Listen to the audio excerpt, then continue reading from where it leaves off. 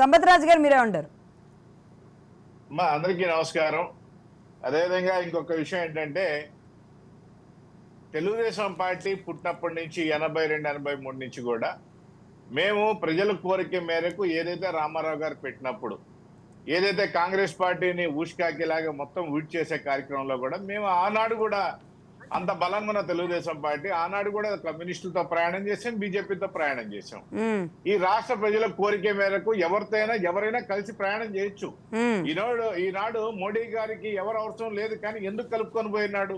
ప్రజల ఆకాంక్ష ఏదైతే ఎన్డీఏ అనుకున్నారో ఆనాడు ఎన్డీఏతో అందరితో కలిసాడు.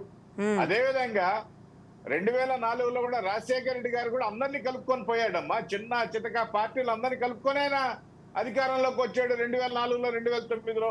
కాబట్టి ఆయనకి పుట్టిన ఆయన కంటే గొప్ప ఆయన అయితే కాదుగా. కాబట్టి పొత్తులు అనేది పెట్టుకోవడం తప్పు అన్నట్టుగా ఏదైతే మాట్లాడుతున్నారో అది వాళ్ళ సంస్కారానికి వదిలేద్దాం. రెండోది ఇంకొక విషయం, ఇక్కడ మనతో ఎవరు కలవరమ్మా. మన అమ్మ కలదు, మన చెల్లి కలదు, ఇంకా పరాయిలు అడగలుస్తారు. మనం ఎవరికి పడము, ఎవరితో కలవము అనే పరిస్థితుల్లో ఆ పార్టీ ఉన్నప్పుడు ఆ పార్టీతో ఎవరు కలుస్తారు? తల్లి చెల్లె కలవని వ్యక్తులతోటి ఏ వ్యక్తులు కలుస్తారమ్మా? కాబట్టి ఈ రాష్ట్ర ప్రజల కోరిక మేరకు, ఈ రాష్ట్ర ప్రజల ఆకాంక్ష మేరకు తెలుగుదేశం పార్టీ కానీ ఈరోజు పొత్తులు తేలుతా ఉంది. ఈరోజు ప్రజలు కోరుకుంటున్నారు జనసేన తెలుగుదేశం కలిసి ప్రయాణం చేయాలి. అదేవిధంగా ఏదైనా భారతీయ జనతా పార్టీ కూడా కలిసి ప్రయాణం చేద్దాం వీళ్ళు ఇద్దరితో అని చెప్పి అనుకుంటుందేమో తెలియదు. మరి ఈరోజు ఏదైతే చంద్రబాబు నాయుడు గారు ఢిల్లీకి వెళ్ళారో, ఇంకొక మనకు కాసేపట్లో తెలుసండి పొత్తుల గురించి ఏమైనా బహిర్గతం, ఇబ్బంది ఏం లేదు.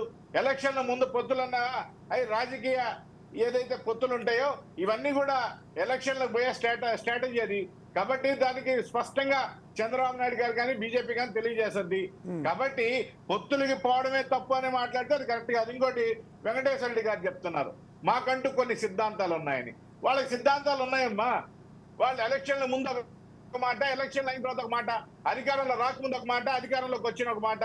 మాట తప్ప మడం తప్ప అని చెప్పే ఏదైతే వ్యక్తి ఉన్నాడో ఎప్పుడు మాట తప్పడం మడం తిప్పడం తప్ప ఇంకో వ్యక్తి తెలియదు. ఇంకొక విషయం, ఆయన విభజన హామీల గురించి ఏనాడు పార్లమెంట్లో ఎత్తలా, ఈయన 5 ఏళ్లలో ఏనాడు విశాఖ రైల్వే జోన్ గురించి ఎత్తలా, ఏనాడు పోలవరం గురించి నిధుల గురించి మాట్లాడలా, ఏనాడు స్పెషల్ స్టేటస్ గురించి మాట్లాడలా, ఏనాడు క్యాపిటల్ గురించి మాట్లాడలా. ఎందుకంటున్నానంటే క్యాపిటల్ ఏదో చెబితే మేము అక్కడ కట్టాలని ఆర్బీఐ చెప్పడం జరిగింది, ఎప్పుడు చెప్పలా. 2 పోలవరం గురించి సెంట్రల్ గవర్నమెంట్ సంబంధించిన నేషనల్ ప్రాజెక్ట్ అది, దాని మీద ఏమి స్పష్టత ఈ ప్రభుత్వానికి లేదు.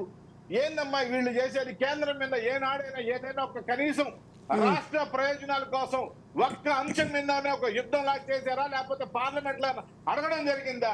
ఎప్పుడూ లేదు కదా. పార్లమెంట్ లో ఏనాడైనా ఈ రాష్ట్ర ప్రయోజనాల కోసం ఒక్క అంశం మీద మేము పోరాడమని చెప్పమనండి. ఎక్కడా పోరాడకుండా మీ కాళ్ళకు బాంఛం ధర అన్నట్టుగా ప్రవర్తించే ఈ ఎగ్జాక్ట్లీ అంటే మీరన్నట్టు తన సిద్ధాంతంలో ఏ పార్టీతో వెళ్ళకూడదు అనేది ఏదైతే ఉందో ఆ సిద్ధాంతం ఎలాగో ఉంది కాబట్టి గట్టిగానే అడగొచ్చు ఏ పార్టీనైనా. అదే చెప్తున్నాను, ఇంకా అందులో మోహటాలు ఏమి ఉండవు కదా. బాజీ గారు మీకు అర్థం కాలేదా? లక్ష్మి గారు వాళ్ళు ఎవరు కలవరమ్మా, ఎవరు కలిసే పరిస్థితే లేదు. వాళ్ళది వాళ్ళతో కలిసి ప్రయాణం చేయాలని అనుకుంటే కదా కనీసం. తల్లి చెల్లి అనుకోవడం లేదు, ఇంకా ప్రజలు ఏం కోరుకుంటారమ్మా? బాజీ గారు ఉన్నారా? ఓకే సంపత్ గారు, మీరు అన్నట్టు నిజంగా అదే సమస్య, లేదంటే ఇంకేదైనా రాజకీయ సమస్యలు ఉన్నాయా? లేదంటే వైసీపీ కూడా ఇంత పెద్ద ఇన్ని సీట్లతో 2019లో వచ్చింది కాబట్టి ఇంకేదైనా వ్యూహంతో ఉందా చూద్దాం.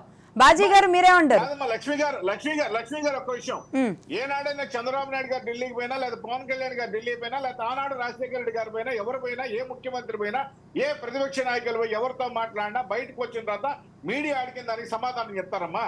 ఈనాడు ముఖ్యమంత్రి గారు ఇన్నిసార్లు పోయినప్పుడు ఎప్పుడైనా బయటకు వచ్చే పలానా అంశం మాట్లాడాను, పలానా అంశం మీద మేము విధంగా డిమాండ్ చేశాను ఎప్పుడైనా మాట్లాడారా? ఏదైనా ఉంటే 5వ తేదీ ఒకవేళ వాయిదా ఉంటే 3వ తేదీ 2వ తేదీ హుటాహుటిని పోతాడు, దాని గురించి మాట్లాడొస్తాడు.